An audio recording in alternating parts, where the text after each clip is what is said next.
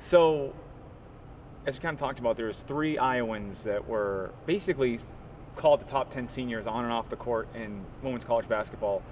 What does that kind of say about the state of women's basketball in this specific state? It says a lot. That was one of the first things I noticed, is on a list of 10 seniors out of all the seniors in the country, and 3 of them were from the state of Iowa, and actually from Iowa on their respective teams. It's huge. It says so much about our state, so much about our community and where we've grown up and the work ethics that we have, and I think it's a really cool note of what happened. What does the award mean to you? Being, just like you said, an honor as one of the top 10 seniors in the... It has meant a lot. I take a lot of pride in things other than what just shows up on a stat sheet. I work hard, obviously, in the classroom and try to spend time in the community. And I really appreciate that the award grasps a student athlete as a whole and not necessarily just focusing on one area. So it definitely meant a lot to me, and I appreciated that. When you, obviously you've competed against both of Chelsea and Jamie, what on the court, what stands out about them? You can just tell that they're both leaders for their team. Again, not only from a basketball standpoint, but in other areas that show up as well. Not on a stat sheet, but just in other places. And I know both of them. I know Jamie Printy a little bit better, but they're both great people, great kids, and it's been fun that all 3 of us were able to get in that top 10 and have this award together. Obviously, you were talking about New Orleans. You're going over to China, so you know basketball, you know kind of the game and stuff. How rare is it, or how special is it to have you 3 seniors grow up in Iowa and stay locally in Iowa? And maybe not even, like, I think I was talking to the Iowa State head coach, and he said the one example he thought of was Kansas State, but all 3 girls went to the same place. You guys kind of flocked out, but I think it brought up the level of basketball. How special is that? Yeah, it's really special, and I do think it's rare today. People are just gonna look to get to the best places they possibly can, and I know Jamie and Pop are both top players in their programs, and I'm sure could have played at a lot of places, but the fact that we do take pride in where we grew up and where we came from and wanted to represent our state, I think that's extremely special and very cool. I know I wasn't originally a part of this senior class. I'm a couple years older, but the fact that all 3 of us together got to graduate at the same time and represent our state is very special. Specifically, as we talked about, Jamie, I think, committed as a 7th or 8th grader, but you and Pop specifically weren't highly recruited, and what does it say about you guys, or how special is it for you guys to work that hard, and after 4 years of playing, as you said, a little longer for you, but after 4 years of playing, being recognized as one of the top 10 seniors? Yeah, I think it draws a lot of attention to work ethic. I know Pop is very similar in terms of just grinding it out and putting the time in extra outside of just games and practices to get ourselves better. And I do think we have a similar story in terms of, may not have been the flashiest or the most highly recruited out of high school, but that work ethic is something we do learn growing up in the state of Iowa, and you got to work hard to reach your goals. And I think both of us did that, and I appreciate just having had the opportunity to be here and been supported by so many different great people. And I'm appreciative of that, and it's been great to be here.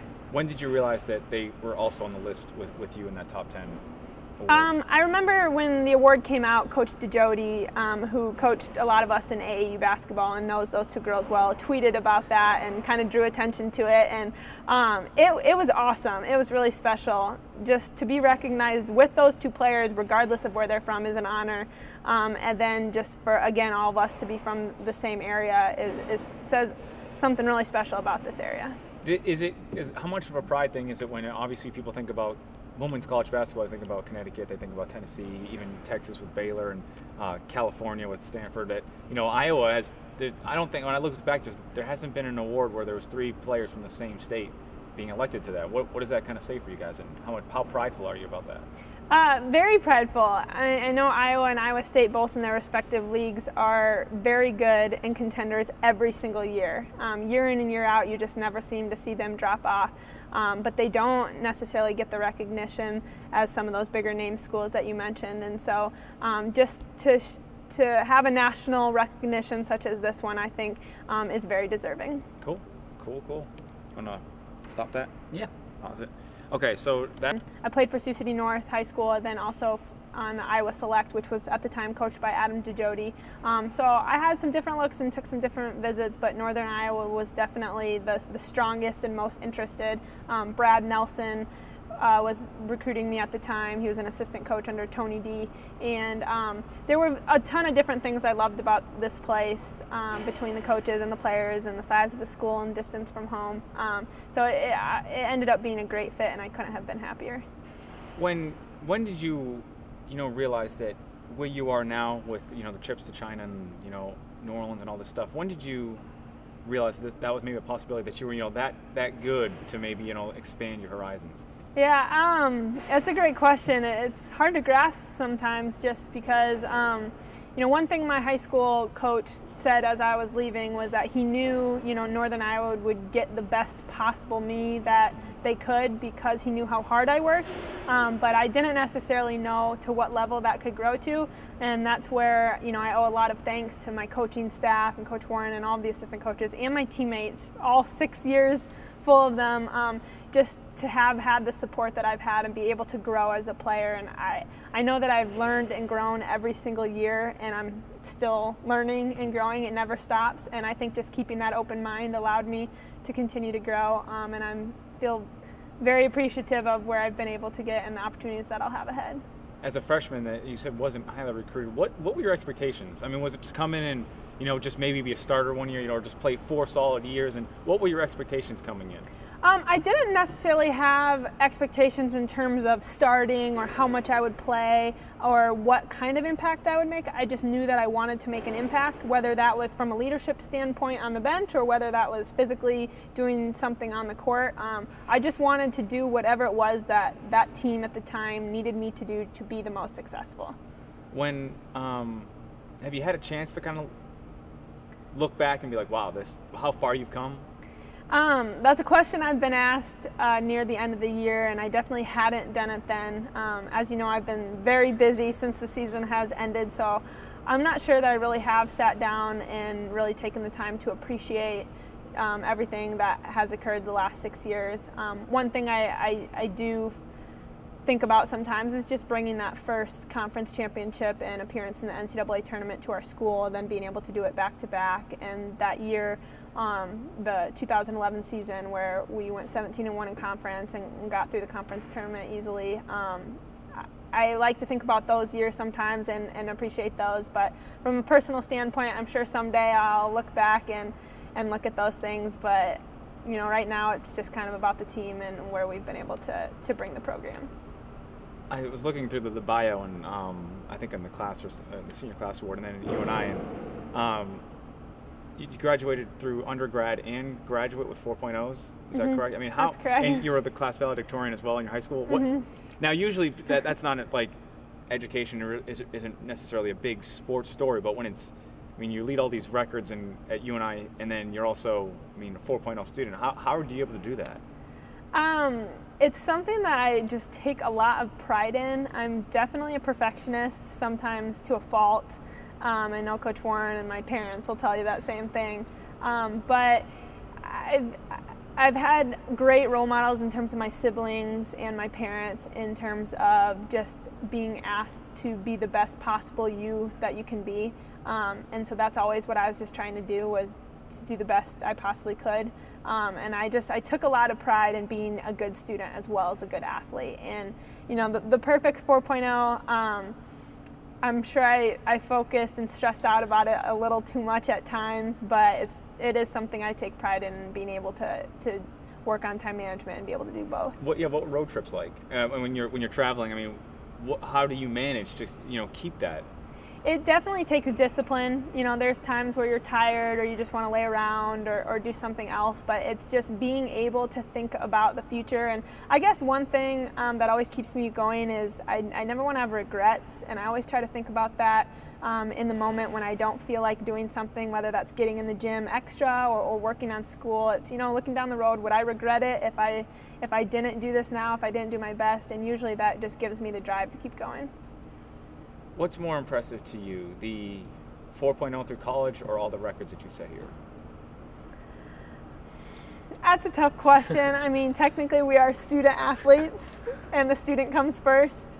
So that should probably be my answer, but I would have to say, to me, I just take a lot of pride in both, just the two of them together and being able to do both throughout my career. Coming here, is it, as you did, is it more surprising maybe that, maybe a better way to phrase it is that you accomplished all those records because you were the valedictorian, you've kind of expected to be that student athlete, but you did the 4.0, excuse me, the 4.0 is kind of the ceiling, that's the goal, but there was kind of a blank slate when it came to your game. So maybe was it a little bit more surprising that you had as much success as you did, or? Yeah, I mean, as we talked about before, coming in as a freshman here, I didn't really know where my ceiling was from a basketball standpoint. And again, that's where I owe a lot to my coaches and teammates who have helped me stay confident. And I've also obviously gained a lot of confidence through putting in the time and preparation. But that was an area that I was a little more unsure about, and just through the support I've had and the work I've put in, I was able to have that grow.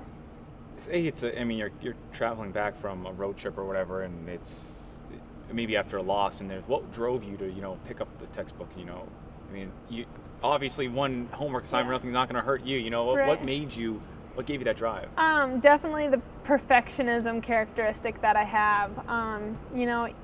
I remember calling my mom really upset one time because I got an A on a test, but I had still missed 2 questions, and I thought that I could have got those 2 questions right. And we had to have a little talk because, I mean, it was extreme, and I was putting a little too much on myself that I needed to. But the pressure never came from anywhere but myself. I just have this extreme desire to be perfect, and like I said, it's a fault sometimes. No one's perfect, and I have to remember that. But I also think it has helped me continue to work beyond maybe just where I could have stopped. Do you remember? I'm sure you remember what class it was that you got? Yeah, it was exercise physiology. I was just really mad about those 2 questions. Do you remember the questions? I don't remember the specific questions now. This was in my undergrad, so quite a few years ago. But it wouldn't have been the only test where I got 99 out of 100 and just can't stop focusing on the one. Honestly, that was something Coach Warren had to work on a lot with me from a basketball standpoint. Early on in my career, I would really hang on to turnovers, and that was an area, like my assist to turnover ratio was something that I wanted to be high. And nobody plays a perfect game, but in my head, if I could just not turn the ball over, that would be best. And we really had to work on being able to let that go and know that sometimes you have to take risks, and that'll end in the turnover from time to time, and things are going to happen. And so that's an area that I've grown a lot in throughout my career here, and that Coach Warren's helped me with a lot is just being able to overcome some of that perfectionism for the better. Yeah, I was going to ask you, how does being a perfectionist in the game of basketball hurt you? I mean, obviously it can help you a lot, but how does it hurt you? Yeah, it definitely hurt me at times, especially earlier in my career, because it causes you to focus on something that you can't control any longer. And another thing I've learned is to control the controllable, and oftentimes things that happen, they're just out of your control at that point, and if you decide to put your focus there, you're going to be hurting yourself, you're going to be hurting the team, and so it definitely can cause you to take things a little too far. I remember another thing for free throws, I always would make 20 in a row every day after practice, and if I don't get it, I keep going till I get it, and that's how I became a good free throw shooter. But at the same time, there was a couple practices where my wrist really started to hurt, but I wouldn't stop, and sometimes it's like you're better off stopping, but it's also driven me to get to where I've gotten today. So there's the good and the bad, and I think I've learned today how to handle both and try to use it all for the good. What do your teammates say sometimes? Are they do they kind of say, you're crazy, what are you doing? Yeah, I definitely think that my teammates think I'm crazy sometimes, but they also know it's just part of my personality, and again, they try to help me out. Or they used to. I mean, I've gotten a lot better at it today. I was 2 years older than our oldest girl this year, and I knew I had to be a good example for the younger ones, and I wanted to set a good example. So I worked really hard on, showing what it takes to just move on after a mistake and not expecting perfectionism out of them, because we were very young this year. And I think that helped me grow in terms of, coaching someday and how to handle younger teams, but they definitely will joke about it sometimes, and especially earlier on in my career, I mean, I was not very social. It was school and basketball, and I learned how to be more well-rounded and balanced from a social standpoint as well. Yeah, how long did that take, and how well did you do that, being able to kind of have a social life but maintain your high standards? Yeah, it was definitely something that when I first got here, I was just extremely focused on school and basketball. Then over time, I learned that it is okay to enjoy yourself and go out and see some friends at night every once in a while. So it's all about balance. It really is. It's a key word that it takes some people a long time to learn, and sometimes you're on too much of the social side, and then sometimes you can be like me and too much on just school and basketball. But learning the balance is key in terms of just enjoying where you are and what you're doing. You talked about what drives you is having no regrets. Do you have any? Are you satisfied with your career academically and on the court here? I think when I take time to look back, I will be. It's hard because that perfectionism comes in me again, and I'm like, okay, well, now the one thing we didn't do here was win that first NCAA tournament game, and so there's always, the next step of where a program could go or what I could do from a personal standpoint, from a team standpoint. And so it's hard for me, of course, not to look at those things, but I know when I take the time to sit back and think about things, just knowing that I really did work as hard as I could, I think that'll give me the feelings I deserve of just not having those regrets. It's funny because when you talk about the 4.0 and all the records and stuff, that's awesome. That's awesome. What's the craziest thing you've juggled? I stick to balls. I don't do like the whole classic bowling pin type things. Chainsaws or anything? No, don't do the chainsaws, don't do fire. My favorite things are just 3 little juggling balls, and I used to have music that I would do it to and have a whole sort of routine. But I have been able to juggle basketballs, which are bigger and harder to handle, so that's probably as crazy as it gets. It's more just for fun. You talked about your going to the Jewish Hall of Fame. I mean, how important is kind of religion in your life, and how gratifying is that to earn that type of award? Yeah, I really look forward to getting to head out to New York to accept that award. I am definitely very strong in my religion, and it was something that I had to give up a little bit coming to Cedar Falls because there's not a huge Jewish population here, but I had great support in what I needed while I was here, and just being able to get back home for certain holidays. And so yeah, it's really important to me. It means a lot.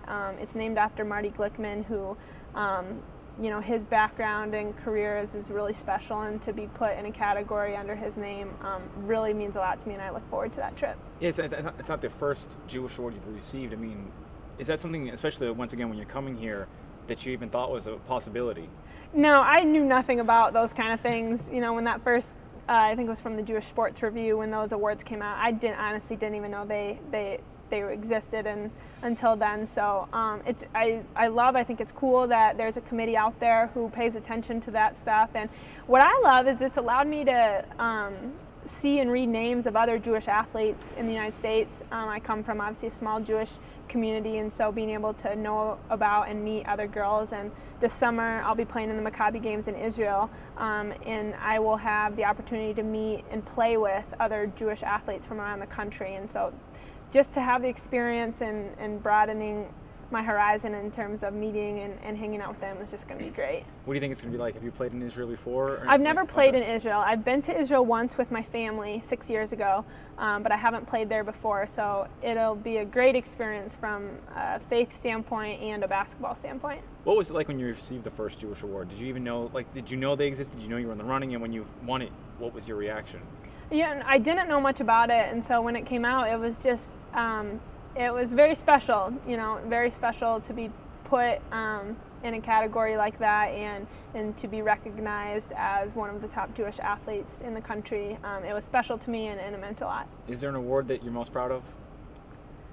Whether it's basketball, the Jewish kind of senior class, that type of sportsmanship award, academic, yeah, is there something that? That's a good question. I know from one standpoint, the Marty Glickman Jewish College Scholar Athlete of the Year Award captures, both academics and athletics and faith, and that means a lot to me. Somebody else that asked me that question, I think I answered the Lowe's Senior Class Award, being a finalist, because it covers 4 areas. It covers academics, athletics, classroom, and character. And again, that's something I take a lot of pride in, is just being a well-rounded student athlete, and not necessarily, you know, there's a lot of great kids out there who are great athletes or who are great students, or who spend all of their time in the community, but it's something I've taken pride in, is trying to do all of that, and I think the Lowe's Senior Class Award captures that. Is there a record that you're most proud of, like, on the court? That's a good question as well. At least someone's doing this job right? Yeah. I'm not sure. I know sometimes when I think about, for example, well, my career free throw percentage was 92, and then this year finishing first in the NCAA at 95. That is something from 9th grade high school basketball up until now. Every day after practice, I would make 20 in a row and continue until I missed before I left. And there's so many coaches, I can't name them all, but who would stay with me after and do that. And I think that accomplishment is a result of hard work, and shows that if you put in time at something, that you get the results. So I'm proud of that, but it's hard to pick out just one. I think all of them as a whole just help me appreciate the support and the coaches and teammates that I've had throughout my career. Is there anything that you're not good at? Yes. Singing. So my teammates, they get very upset if I start singing to a song on the bus or in the car or whenever. A couple years ago, Lizzie Beck, she had a nickname for me that was like from The Little Mermaid. I can't even remember the little fish's name, but regardless, it was like the worst voice somebody could have, and like that's definitely me. I cannot sing. What is your favorite song to sing to on the bus to like get under their skin or just give them a hard time? Is there a favorite song? You know, there's not a favorite song, and even if I told you the song, you wouldn't recognize it when I was singing it. That's how bad I can be. So I give them a hard time sometimes and do it on purpose just to give them a hard time. But there isn't one specific song. I love music and I love to sing. I just can't do it. So. What's your favorite genre? Definitely softer guitar music. You're exactly right. And when I thought about, as the season was coming to an end, and if I wanted to play overseas, that was the main reason why I was interested. Of course, I want to keep playing, but I am 2 years older than the average person coming out of high school. I think I will have some opportunities to get a job somewhere, but just to have the opportunity to see the world while playing the game that I love is so hard to pass up, and that's absolutely, I think, what I look forward to most, even on top of the basketball, is just being able to grow as a person by getting to see so many different parts of the world that I never knew existed. Cool. When's the last time you got a B? Like on a paper or like ever? Well, I guess you could say, yeah, on a paper, and then like in a class, your final grade was a B. I have never received a B. Wow. As a final grade. I'm sure there were some times where I may have received a B on a test or something, but I can't really remember. And that's all A's. Like there wasn't like a C in there. This is just. Yes. Okay. Correct. Okay. Yeah, I've never gotten what does that anything mean to you? lower. I mean, it's not to sound like don't want you to sound egotistical, but that's really for us. That's really amazing. crazy. Yeah. I mean, to do that and then to perform how you do on the court, that's incredible. It means a lot to hear you say that, to be honest. It really does. I'm somewhat shy or modest about talking about those kind of things, and my parents are the ones who are reminding me if I have a bad day or I'm sad about something. They'll just be like, Jack, but think about the big picture and what you've done here. And sometimes I forget about that, and so to hear you say that, it really does mean a lot to me, and I appreciate that because it is a result of hard work. And how much do you sometimes dislike being a perfectionist, even on that side of it? Because I dislike it a lot. It drives me crazy. I've honestly been in tears many times over it. I've had conversations with my parents and gotten a little help in terms of how to handle those feelings. And so when I have those kind of down thoughts about it, I do think back and realize and remember that it is a part of who I am, and it has gotten me to where I am today. But I also know that it can bring you back sometimes too. And I've been very fortunate in having such amazing parents and coaches who know that I have that trait and have helped me work through what it can do to you from a negative standpoint. It absolutely drives me crazy. Some days I wish I could just be okay with a C and just sleep at night like it's nothing, or lose a game. And Coach Warren will tell you pretty much after all the games, I would text her that night and just be wanting to talk about the game and what I could have done better and this and that. And sometimes I just wished I could just go to sleep. But again, I have to remember that it's a part of who I am, and it has helped me become the person that I am today. And so as long as I can continue to control, just how deep into perfectionism I get, and that is an area I think I've grown in a lot and have had so much great support over my years here, and just learning how to handle both, and now I think I'm okay. But it's tough, and it definitely took some time to get the craziness out. You bring up a great point. Yeah, take me through a loss. Like what's a post-game loss be like? Take me through the locker room and then going home. And well, first of all, right in the locker room and in front of teammates, I always wanted to be a positive role model, so I made sure that when we needed to be positive, I stayed positive. When we needed a butt chewing, I gave the butt chewing. I wanted to make sure that I was a good leader and example for my teammates.